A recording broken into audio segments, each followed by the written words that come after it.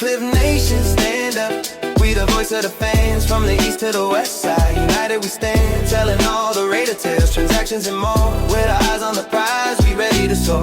Cliff Nation, let's ride. Painted skies in our heart, from the draft to the game day. Yeah. What's going on, Raider Nation? This is your man Cliff Fortin from the Raider Fan Podcast. We officially know who's going to be playing in the Super Bowl, the New England Patriots versus the Seattle Seahawks. Before we start talking about that game, let's go back to the AFC Championship game and the NFC Championship game.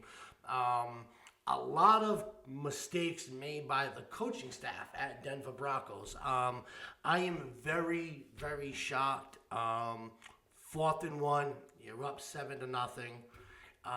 If you kick a field goal, there's a big difference between being up 10-0 opposed to just 7-0.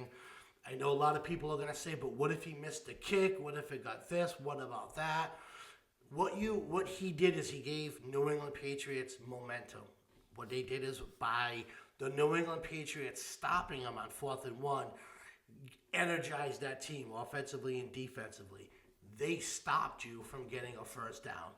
Opposed to if you missed a kick, it's not as motivating. Hey, you missed it, or even if you blocked it, it's something, but it's not like being stopped at 4th and 1. You started seeing some of the momentum change. I'm really, really surprised in that call. I know today's football, the analytics, 4th and 1, go for it. I'd rather have the points. You're up 10-0. Your defense is playing some good football, and then on top of that, the bad weather starts to come in. So you had a lot of would have been in his favor, in the Denver Broncos' favor, if they kicked the field goal. When they went for 4th and 1, I'm yelling, kick a field goal, get the points. If you don't, it's going to come back and bite you. And sure enough, it came back and it bit them. So kudos to the New England Patriots. They're back into the Super Bowl. Here I am, a Raider fan in New England. So it's New England team in the Super Bowl, but I'm still, Raiders. That is very tough to be a Raider fan in New England, but, I'll soldier up and we'll fight with that. But a lot of missed opportunities. Starting quarterback Bo Nix is not in the game because of an injury, so that benefited the Patriots. Once Bo Nix was out, I picked New England Patriots to be into the Super Bowl against the Seattle Seahawks. I knew the Rams would give them a fight, but at the end of the day, Seattle's very dominant. Even though the Rams are, I call them St. Louis, it's the Los Angeles Rams. Even though they're very good, Seattle's just a little better, and they proved that. But with the New England game, again, going for it, 10-0 beats 7-0. And how did they lose the game? 10-7. So that's a heartbreak loss right there.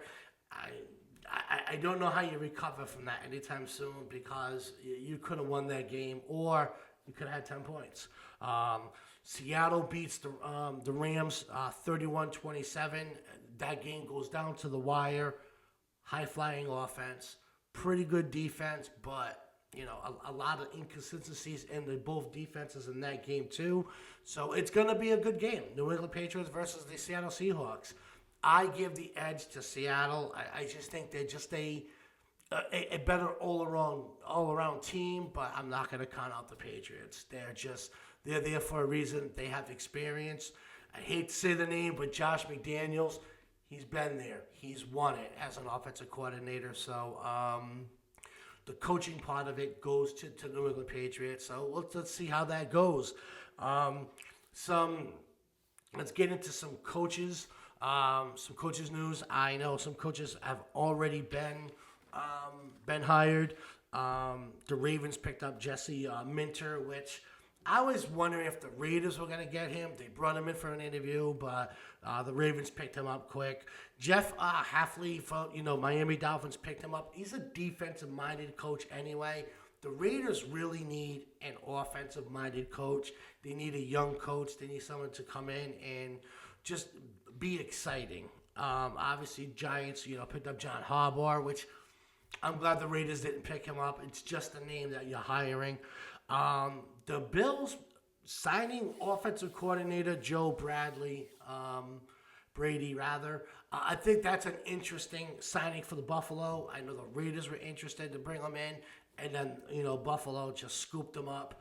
Nothing's really going to change in Buffalo because the offensive coordinator's still there. I think it's still a bad decision to let go of Sean McDermott, but that's Buffalo's problem. Pittsburgh picks up Mike McCarthy, and I don't know. I mean, if Mike McCarthy is a good coach, but you bring back Aaron Rodgers, where does that lead? They seem like they're the same team. I like what Atlanta's got, Kevin Stefanski. I think he's going to do really good in Atlanta. But the three teams that are remaining for a head coaching position is the Cleveland Browns, the Arizona Cardinals, and of course the Los Angeles Raiders. I am going to say the front runner is Klint Kubiak is the front runner for the Raiders job.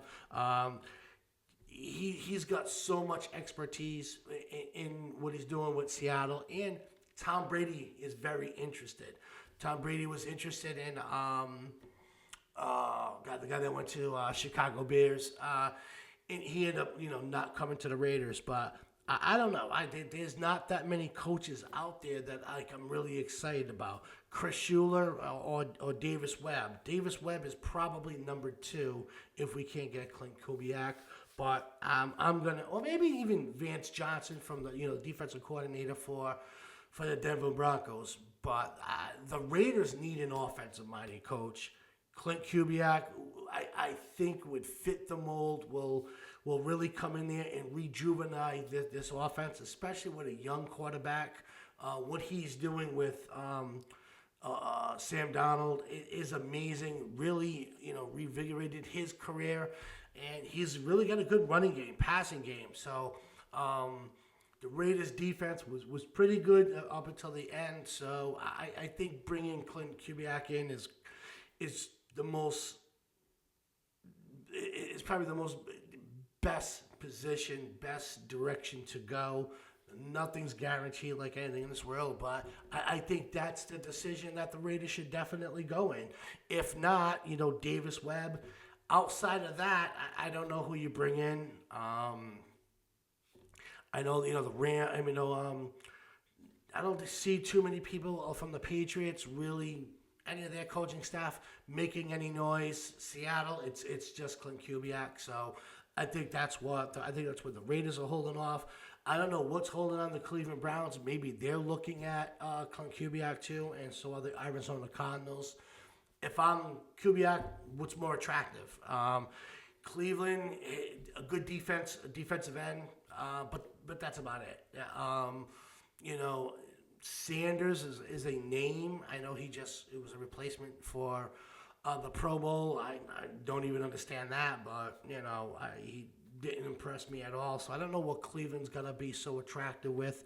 Arizona Cardinals, I think they're looking away from their quarterback. So I think the Raiders right now are probably the most attractive team for Kubiak to go to. Defense is pretty good. We got one of the best defensive ends in the league. We do have a couple of good split ends. We got great tight ends. We have a really good running back. He just needs to do something with the offensive line, and we're going to have a young, exciting, strong-arm quarterback. So I think Klint Kubiak is the next Raiders head coach.